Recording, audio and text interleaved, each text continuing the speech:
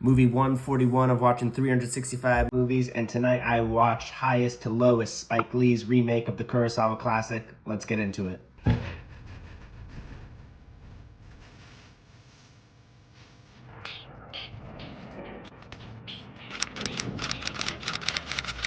Oh man, I just finished this movie and I gotta say I absolutely loved it. I didn't know what to expect coming in. I'm a huge fan of Kurosawa's High and Low, and I think I don't really want to talk about this as sort of a comparison. I think I'll leave that for another video comparing the two. But as a film on its own, this completely works well. I mean, the last thing I'll say as a comparison is that it's plotted as a remake, but it is really anything but. It completely updates it. It takes place in New York. The plot. Let's get back to our structure here. Denzel Washington plays a music executive who lives in a penthouse in Brooklyn.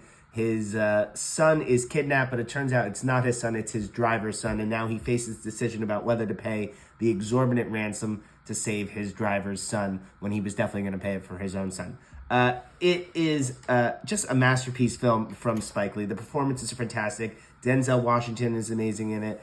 Jeffrey Wright, who plays the driver, he's also fantastic in it. It's just a really well put together film, really well shot. It has this really interesting editing technique throughout the whole sort of what I wrote down in my notes, sort of like double take editing, where there's a lot of mismatch cuts. I'm not quite sure what to make of it yet, but maybe I'll come around to that on the comparison video. It's an exciting movie. I mean, once it really gets going in the second half is where it really picks up. Nobody shoots New York City quite like Spike Lee does. He does a fantastic job in this. The thing I was looking forward to is in the High and Low and in Highest to Lowest, there's a big train sequence in it.